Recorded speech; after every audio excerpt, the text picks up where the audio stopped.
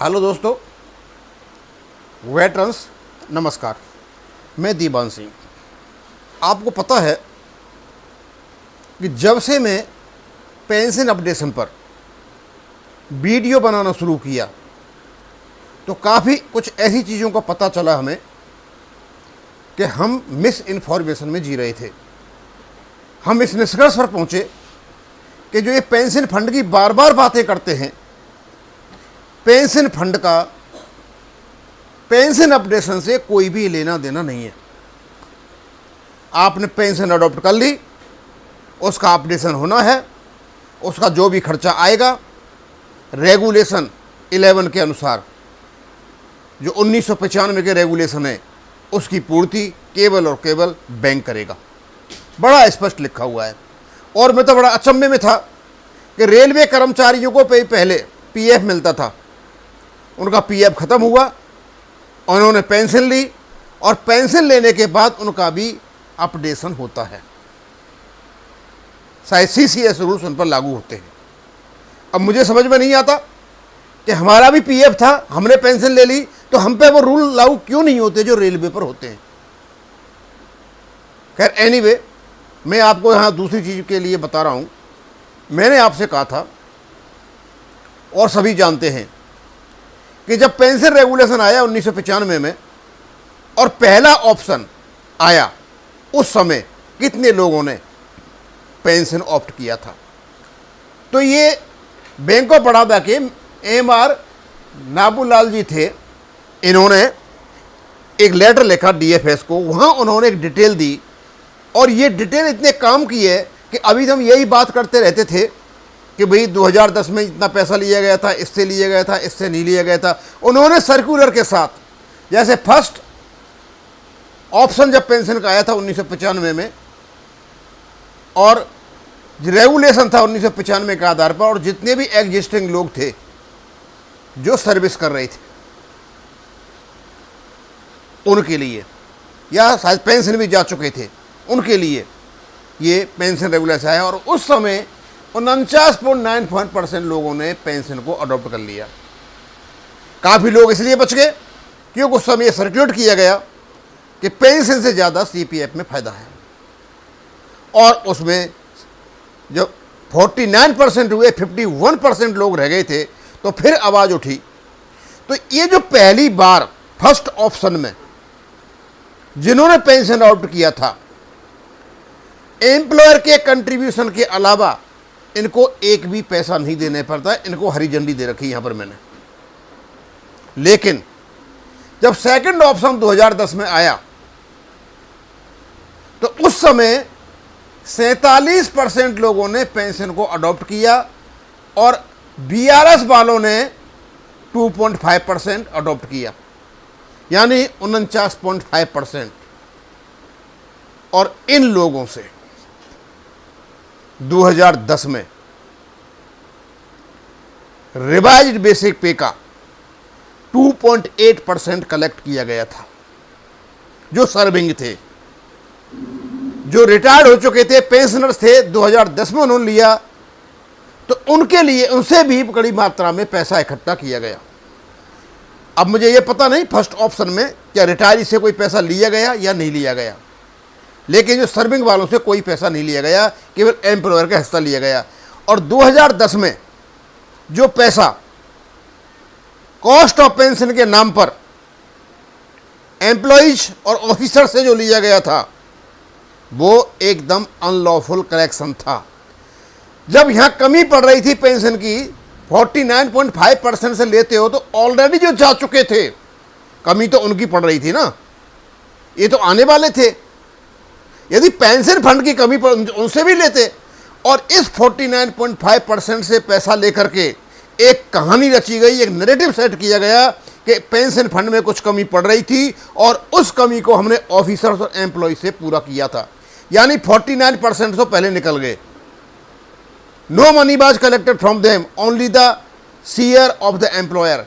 लेकिन उसके बाद में 2010 में जब ये ऑप्शन आया तो उस समय एक सर्टेन अमाउंट सबसे लिया गया था, और वो सर्टेन अमाउंट बड़ी मात्रा में था, और इसी सर्टेन अमाउंट ने बना दिया पेंशन को पेंशन फंड प्रायोजित, यानी पेंशन फंड पे आधारित है आपका सब कुछ। और इसी का एफिडेविट आईबीए ने माननीय सुप्रीम कोर्ट ने दिया है।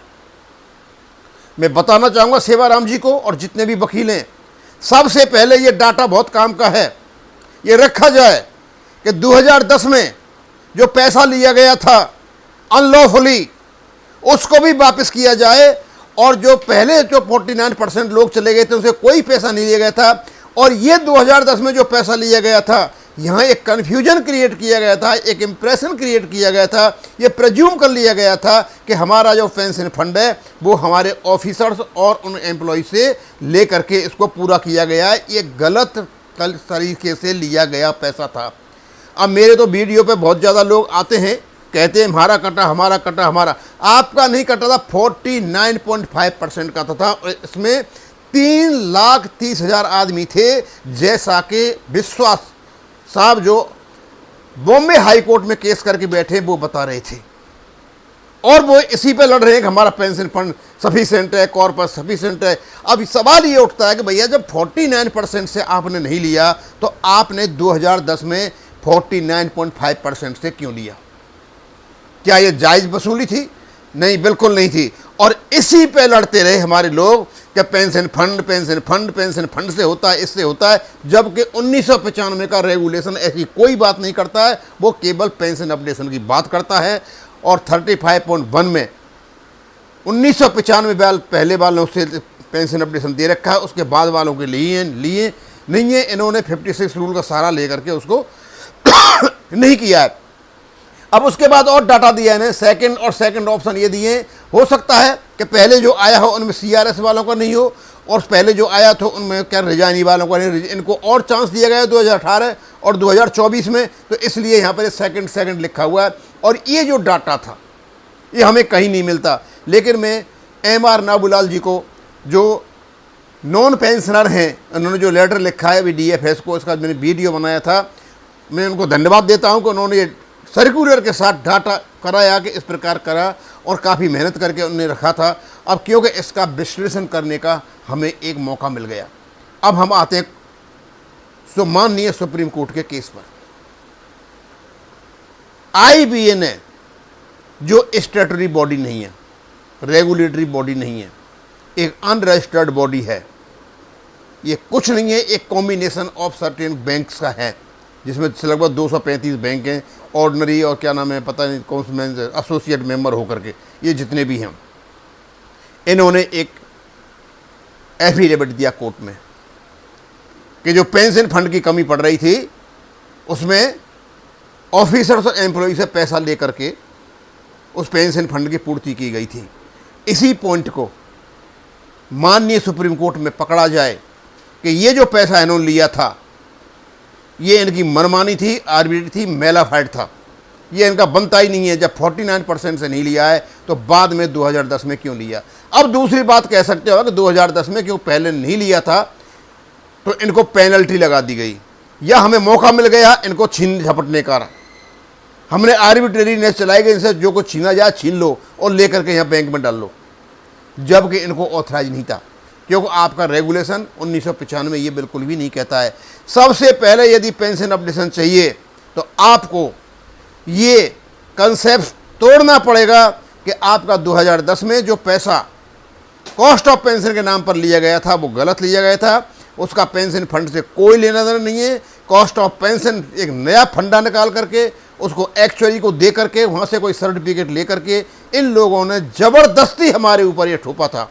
अब इस डाटा से बिल्कुल साफ सुथरा हो गया कि 2010 से पहले 49% लोगों ने पेंशन अडॉप्ट कर ली थी, उनसे एम्प्लॉयर के हिस्सा के सिवाय कोई हिस्सा नहीं ले गया। लेकिन 2010 में जो या उसके बाद जिसने भी पेंशन ली उसको बड़ी मात्रा में पैसा देना पड़ा और पेंशन लेनी पड़ी, और इसी चक्कर में हो सकता है काफ़ी लोगों का पैसा अरेंज नहीं हो पाया हो और वो पेंशन नहीं ले पाए हों। मैं तो ये भी देखा था कि उस समय जब पैसे की जरूरत पड़ रही थी तो कोई कोऑपरेटिव बैंक से, कोई वैसे बैंक से, जहाँ कहाँ से लोग पैसा अरेंज करा करके इनको जमा करा रहे थे और इनसे ले रहे थे, जबकि सीधा साधा स्पष्ट है कि इसमें only the share contributed by the employer, will be withheld and deposit in the pension fund, और इसके अलावा कुछ भी नहीं था।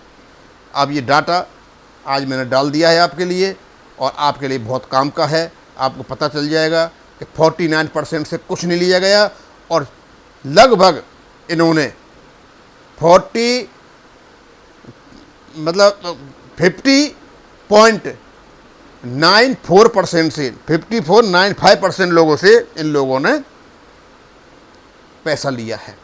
ये सारी की सारी डिटेल आपके पास है। ये भी चाहता था ये एक बार यूट्यूब पे आए, आपको जानकारी में आए। अब इसको मैं यहीं ख़त्म करूँगा। थैंक यू, धन्यवाद।